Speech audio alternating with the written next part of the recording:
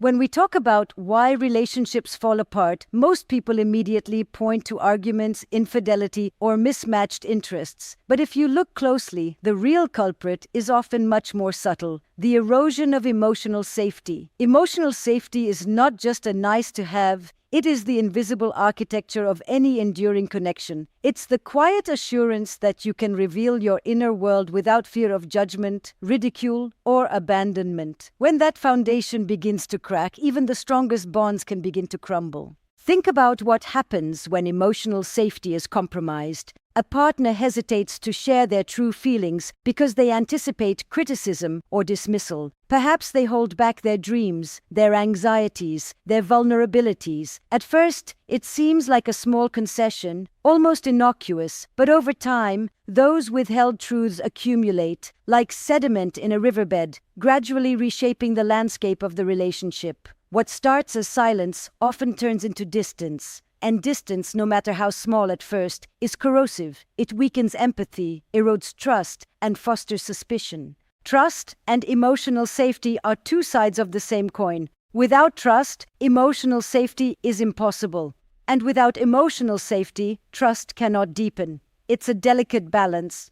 Trust is often described as believing the other person won't betray you. But that's only half the story. True trust encompasses belief in the other person's intentions, their commitment to your shared well-being, and their capacity to honor your vulnerabilities. When one partner doubts these things, even subconsciously, the relationship begins to operate in a state of tension. Every interaction is filtered through a lens of caution. Every disagreement carries the weight of potential abandonment. This is the silent strain that most couples fail to recognize until it has already done its damage. What's fascinating, and somewhat tragic, is that emotional safety is largely invisible until it is gone. Couples rarely talk about it explicitly. We discuss love, passion, and compatibility, but rarely the simple yet profound question of whether we feel safe enough to be ourselves in front of another human being. And yet, research in psychology consistently shows that relationships where partners feel emotionally secure are more resilient, more satisfying, and more enduring. Those who lack it are more prone to anxiety, resentment, and ultimately disconnection. In essence, the perceived safety of the emotional environment is more predictive of long-term satisfaction than any romantic gestures or shared interests. The challenge, of course, is that maintaining emotional safety requires constant vigilance and effort. It is not static, it is dynamic, evolving with the ebbs and flows of life. A partner might feel safe one day and unsafe the next, based on subtle cues, tone of voice, eye contact, or even patterns of neglect that accumulate over months. Emotional safety is fragile because it depends on consistent, trustworthy behavior. And when that consistency falters, when a partner reacts with anger, criticism, or indifference, the cracks appear. What seems like a minor slight, a sarcastic comment, a dismissive gesture, can trigger the same primal fear of abandonment that lies deep in our evolutionary wiring. Philosophically, this idea touches on something profound about human connection. Intimacy is not merely closeness, it is courage.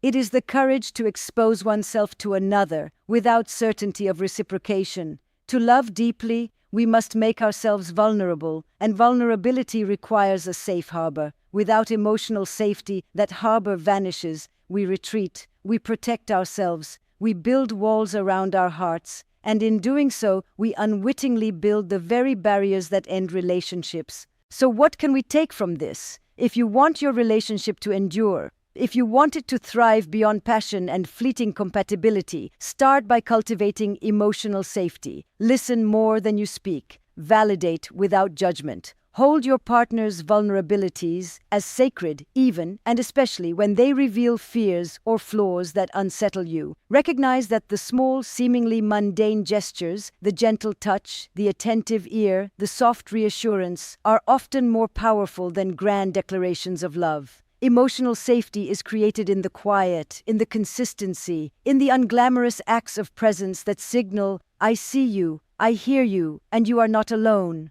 At the end of the day, relationships do not fall apart because people stop loving each other. They fall apart because people stop feeling safe enough to show who they truly are. If you take nothing else from this discussion, let it be this: to sustain love, cultivate trust, and to cultivate trust, create emotional safety. Without it, even the strongest relationship is like a house built on sand. But with it, even the simplest connection can weather storms that would otherwise destroy it. And that, ultimately, is the difference between a relationship that endures and one that quietly fades away. Even when emotional safety is present, relationships can still falter if communication breaks down. Communication is deceptively simple to talk about, but profoundly difficult to practice. Most of us assume that speaking clearly is enough, that if we just say what we mean, the other person will understand. But relationships operate in a realm far deeper than words. Every interaction carries layers of meaning, of unspoken needs, of unconscious fears. Miscommunication is not just a matter of choosing the wrong words. It's a failure to bridge the gap between two separate inner worlds. And when that gap widens, small misunderstandings grow into chasms of resentment. Think of conflict, for example. Many people imagine that disagreements are dangerous, that to fight is to fail. Others avoid conflict entirely, hoping that silence will preserve harmony. Yet both extremes, constant arguing or chronic avoidance, are equally destructive. Conflict is not the enemy, it is a signal. It tells us that boundaries have been crossed, needs are unmet, or expectations are misaligned. But how we navigate that conflict determines whether the relationship strengthens or erodes. Avoid it, and tension accumulates silently, like water behind a dam. Engage without understanding, and it floods the entire structure, washing away trust and goodwill. What makes communication so fraught is that we rarely speak about the core of what matters. Instead, we get caught in patterns of defensiveness, blame, and reactive emotion. A simple request for understanding can spiral into accusations, hurt feelings, and historical grievances resurrected from memory. We forget that listening is not passive. It is an active, courageous act. It requires us to suspend judgment, to resist the instinct to correct or defend, and to truly inhabit the other person's experience. When we do this, even difficult conversations can become transformative. When we fail, every disagreement chips away at the relational foundation, often imperceptibly at first. There is also a philosophical dimension to consider. Language, by its nature, is imperfect. Words can only approximate the inner landscape of another person, yet most of us unconsciously expect perfection in understanding. This expectation is a setup for disappointment. Relationships thrive not when partners always get each other immediately, but when they persist in the effort to understand, to clarify, and to remain present even in the face of misunderstanding. Communication is therefore not a tool for accuracy. It is a practice of intimacy, a ritual of co-creation in which both partners continually negotiate meaning and connection. Conflict resolution is inseparable from communication, yet it deserves special attention because it exposes our deeper relational patterns. How do we respond when the other person challenges us or when our needs collide? Do we approach disagreement with curiosity, with empathy, with a willingness to compromise, or do we retreat into defensiveness?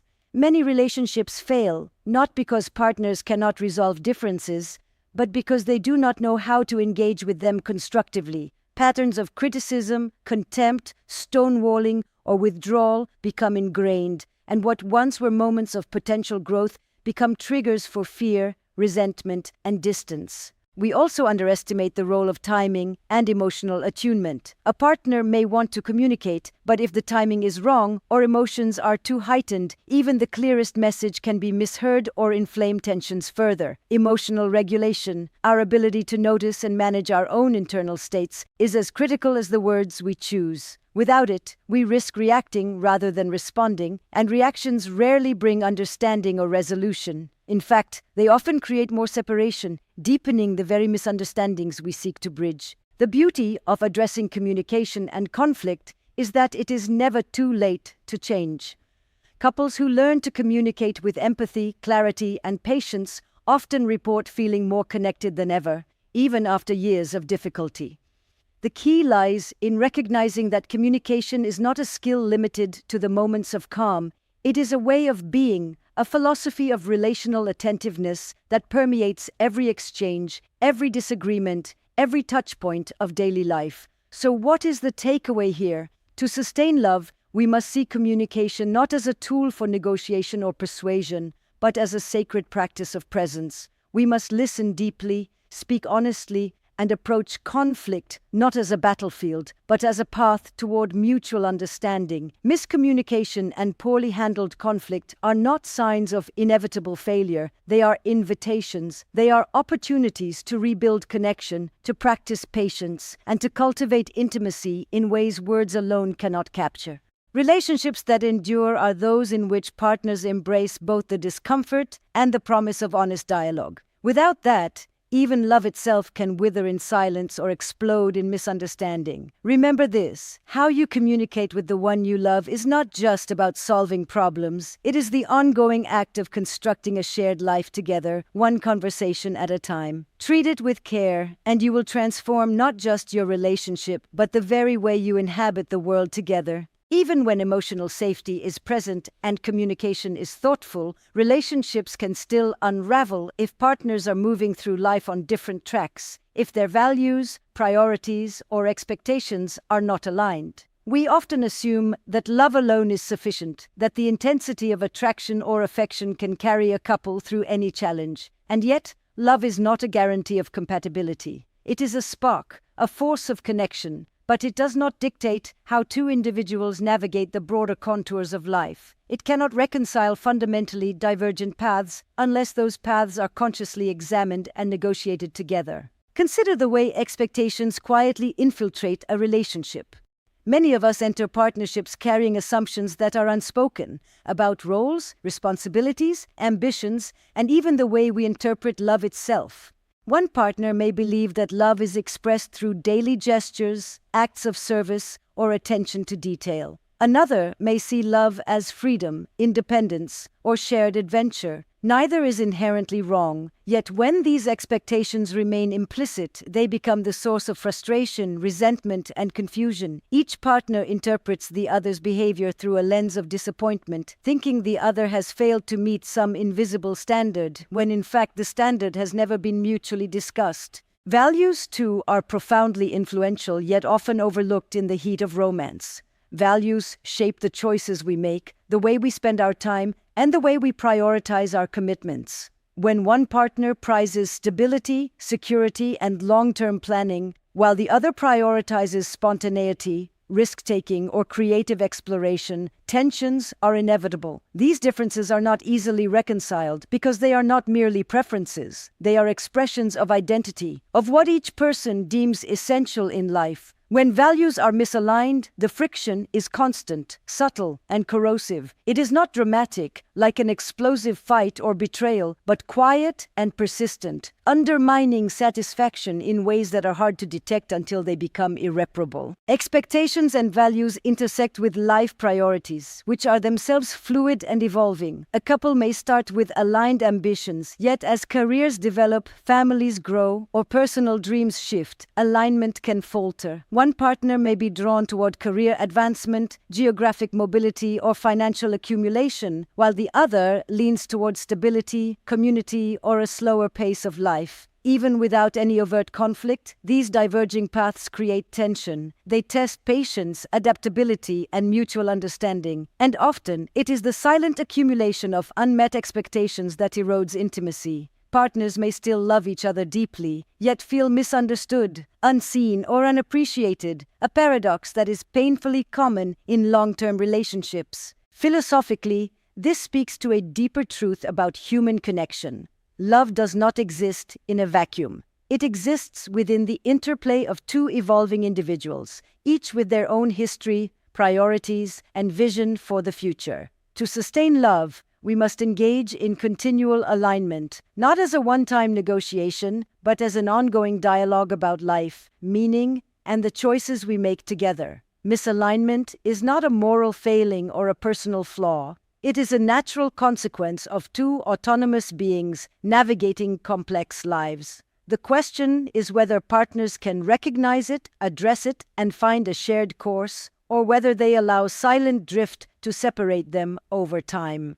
the challenge is compounded by societal myths about relationships. We are taught to believe that if you love someone, you can make it work, no matter the differences. We romanticize sacrifice and compromise, often ignoring the distinction between flexibility and fundamental incompatibility. Compromise is powerful when it is conscious and negotiated, but when one partner constantly bends to accommodate the other's priorities without reciprocity, imbalance and resentment emerge. This imbalance is subtle, almost invisible, yet it corrodes trust, intimacy, and satisfaction over the long term. The path forward requires courage, honesty, and introspection. Couples must ask themselves the hard questions. Are our values aligned in ways that matter? Do our life goals complement rather than conflict? Are we willing to negotiate differences without losing ourselves? These conversations are uncomfortable because they force us to confront not just the other person's needs, but our own, our identity, our priorities, and our vision for a life well lived.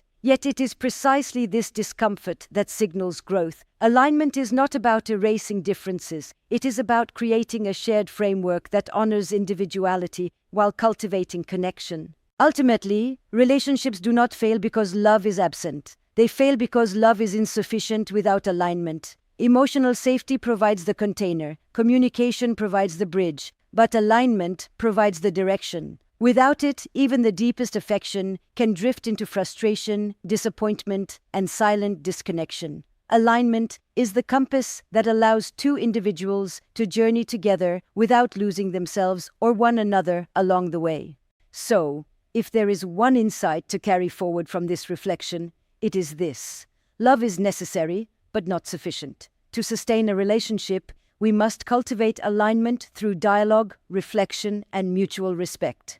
When values, priorities, and expectations are consciously attended to, love becomes not just a spark, but a sustaining force. When they are neglected, even the most passionate connection can quietly wither. Relationships are living systems. They require attention, intention, and continual calibration. Alignment is the act of caring enough to navigate the inevitable evolution of life together, with eyes wide open, hearts intact, and hands willing to steer through uncertainty as one. Even when emotional safety is intact, communication is thoughtful, and alignment is carefully cultivated, relationships can still falter under the weight of external pressures and life transitions. Life is not static, and neither are we.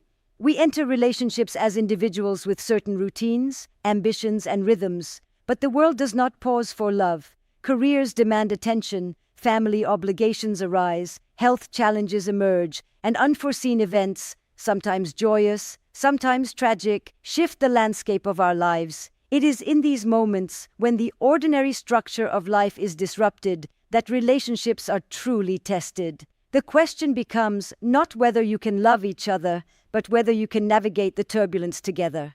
Consider how external pressures operate subtly yet relentlessly. Financial stress, for instance, is one of the most common sources of relational strain. Money is never just money in a partnership. It carries symbolism, values, and emotion. One partner may prioritize saving, another spending. Disagreements over resources can feel trivial on the surface, but ignite deeper fears about security, competence, and respect. Similarly, work demands or long commutes may rob couples of shared time and attention, creating distance not because of lack of love, but because life simply does not pause. The mundane pressures of life accumulate like invisible weight, pressing on the relationship until cracks appear in even the strongest foundation. Transitions amplify these challenges. Moving to a new city, changing careers, welcoming a child, or caring for aging parents are all experiences that require negotiation, patience, and adaptation. During these periods, roles shift, priorities must be renegotiated, and energy is often diverted away from nurturing the relational connection. Couples may find themselves reacting rather than engaging, snapping at each other out of exhaustion or frustration. Emotional reserves become depleted, and the very practices that previously sustained intimacy, attentive listening, playful connection, shared reflection, become harder to maintain. It is not a lack of love that causes strain. It is the cumulative effect of navigating life's transitions without deliberate care for the relationship itself. There is also a profound psychological dimension to consider. Humans are wired to respond to stress with heightened vigilance, and stress often triggers patterns from early attachment experiences. In times of external pressure, unresolved insecurities resurface: fear of abandonment, need for control, or aversion to vulnerability. Partners may interpret each other's actions through the lens of past wounds rather than present intentions. A simple request or a minor disagreement can feel monumental, carrying the emotional weight of long-standing fears. Life transitions magnify these dynamics because they demand flexibility, understanding, and empathy precisely when our capacity for them is taxed. This is where relationships either deepen or fracture. Philosophically, life transitions expose the relational tension between autonomy and interdependence. We are constantly negotiating how to pursue personal growth while sustaining connection. When one partner is pulled in a direction that the other does not fully share, be it career ambition, geographic mobility, or personal reinvention, tension naturally arises. The relationship becomes a living system that must adapt to change, rather than a fixed entity expected to remain unchanged. Those who approach transitions with curiosity, shared problem-solving, and emotional presence often emerge with stronger bonds. Those who resist adaptation, or who fail to communicate needs and fears openly, may find the relationship eroding, not because of any single event, but because of the compounded effect of stress and unacknowledged friction. The beauty and the challenge of external pressures is that they are both inevitable and neutral. They are neither punishment nor proof of inadequacy. Life is inherently dynamic and change is constant. How we respond to these pressures is what determines the trajectory of a relationship. Couples who thrive under external stress treat each challenge as a collaborative problem rather than a personal attack. They recognize that conflict triggered by stress is not a failure of love, but an opportunity to reinforce intimacy, empathy, and resilience. Conversely, couples who allow pressures to dictate behavior, withdraw from one another, or engage in blame often find themselves drifting apart, not because of a lack of feeling, but because of the absence of intentional relational management. Ultimately, the lesson here is both sobering and empowering. Love alone cannot shield a relationship from the realities of life. Emotional safety, communication, and alignment provide the internal architecture, but external pressures test the robustness of that architecture. Awareness, adaptability, and proactive care are essential. Relationships that endure are those in which partners remain present, curious, and committed, even as life shifts unpredictably beneath them. They do not wait for stress to dissipate. They learn to navigate it together with respect, empathy, and intentionality. So, as you reflect on the hidden reasons relationships fall apart, remember this: life will always present challenges beyond your control, but how you navigate them together is entirely within your power. Relationships are not just about surviving the calm. They are about weathering the storms, adapting to change, and emerging not only intact, but strengthened. The question is not whether stress will come, but whether your connection is resilient enough, flexible enough, and conscious enough to withstand it. And that, ultimately, is where enduring love is forged, in the crucible of life itself, tempered by shared effort, understanding, and unwavering presence.